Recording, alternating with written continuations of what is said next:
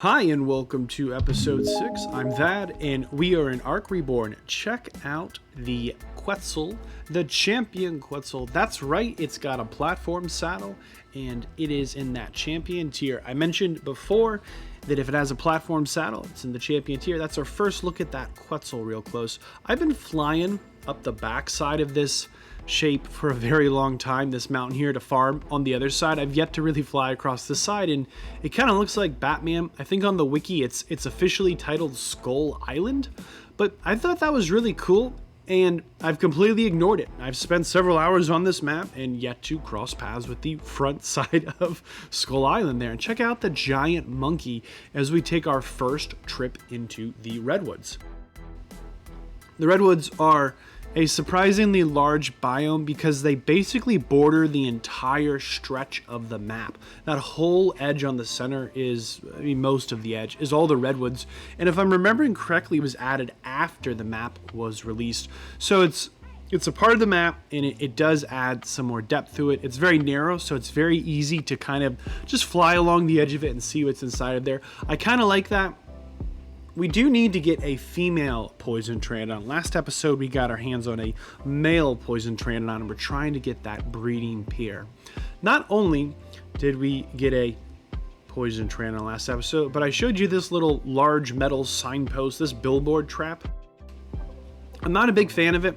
I put out an entire video on like how to tame flyers with a whole bunch of different traps for different scenarios, and this was not on the list. I just don't think it's super consistent and it's gone. Awkward. And part of it, I'm just not very good with the billboard trap. You know, sometimes I just misplace them.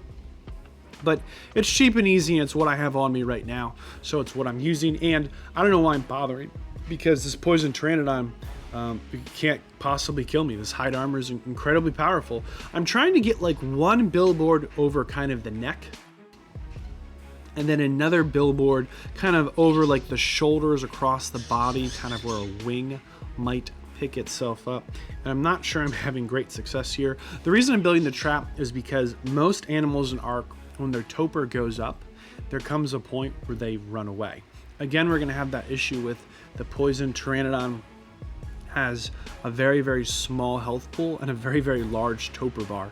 It has more than 10 times the toper than it does the health. Over 100,000 toper for only 8,000 health. These gallimimuses keep scaring the absolute bananas out of me. I just can't believe every time I'm over here just kind of doing my thing. The issue with the billboard trap is we can't see anything.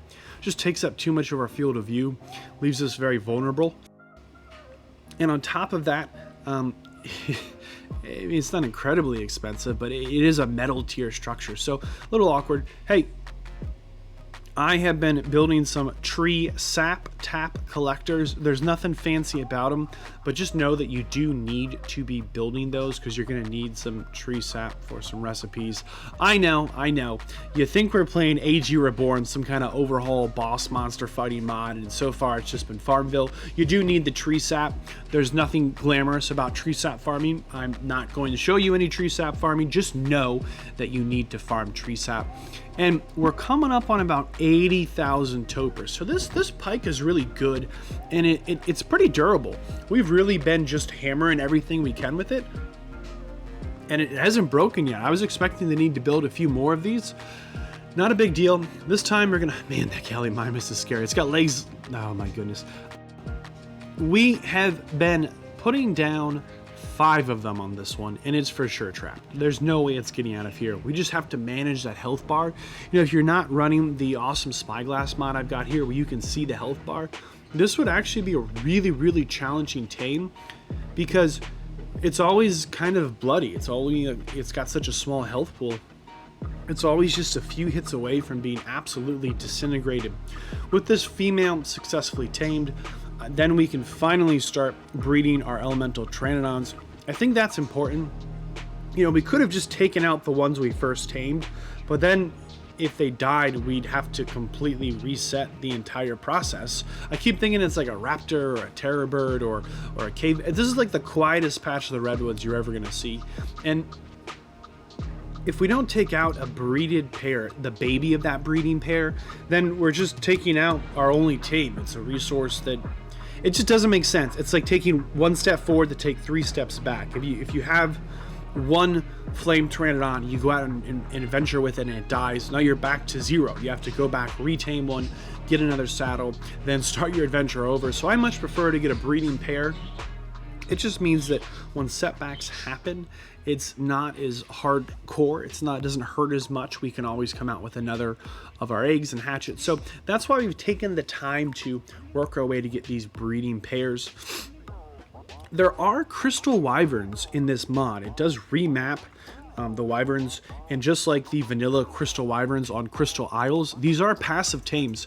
I finally found one when I was checking out some of my sap traps. It was hanging out here in the redwoods. I haven't seen too many of them spawn in. It seems like a lot of them spawn around the lava island on this map, and that's just death, which we want to avoid at all costs.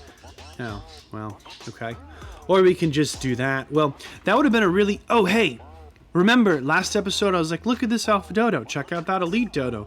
I should have been more clear, and you should have been watching more closely. That was an elite ZomDodo. Yeah, that's right, there's 2 different elite dodos. Because if it wasn't tricky enough, look at them visually. Here's a clue, this one's a zombie, okay? That's your clue. They both have the sparkles. Remember, the alpha dodos give us the alpha blood, and the elite dodos give us the ancient hide. What good is an elite ZomDodo? Well, an elite ZomDodo should be gathering for us some. Give it a minute here. Ancient chitin. There it is. Keep an eye. This is real time, hours outside of the game. I just leave the game running and go to bed, and I check it the next day, and then I speed up the footage, so, you know, enjoy. But you can see here that we get 2 of them within a couple of hours, so it seems to be pretty fast, if not very consistent. And I've set up these boxes here because I want to be keeping track of what's dropping what, and if I go out and collect the resource, I'm gonna have to upgrade this at some point, but then I can at least, you know, not have everything sitting in everybody's inventories. Just a little quality of life thing. Hey, you could have gone out right at the start, grabbed a metal pick, a crystal hatchet, and then you could have just tamed some crystal wyverns. You know, it's just like the vanilla crystal wyverns, feed them crystals, and it's a passive tame. That would have been a really strong tame to start out with. So here's the elite ZomDodo, and the elite dodo, and the alpha dodos. They each have their own visual cues. We finally have a breeding pair of all of the elemental Pteranodons. Here are the poisons. Notice how they look. They have kind of the glowy eyes, the green colors. Here's those snow Pteranodons. They have that kind of frost coming off them, that steam. It's not steam, obviously, whatever. We have the shock Pteranodons, and these look like a lot of fun. I like kind of the zebra stripes almost on them. And then the flame Pteranodons, which look like they're on fire. They've got that lava coming off them. Visually, I think they each have their own appeal. Comment right now, which one's your favorite? Of the elemental Pteranodons, which elemental Pteranodons do you like best? We have a breeding pair of all of them, and I have them set to breed. And it seems like the flame Pteranodons aren't interested in breeding. Neither are the shock. Remember, previous episode we had set up an elemental fire, elemental shock, and a vanilla Pteranodon, and we couldn't crossbreed elements. Just what, you know, nothing happened. There's nothing to show you. Nothing happened other than I could film the Pteranodons again and say, hey, look, here they are. They didn't do anything. But now we have a breeding pair of each sets, and we're going to make sure that they're all on enable mating, and it seems like the shock Pteranodons don't really want to breed either. I'm going to have to go out and tame some more. I'm going to do that off camera and see if these ones are just bugged. Not a big deal. We can always just tame more. They're not impossible tames. At least those are the passive tames.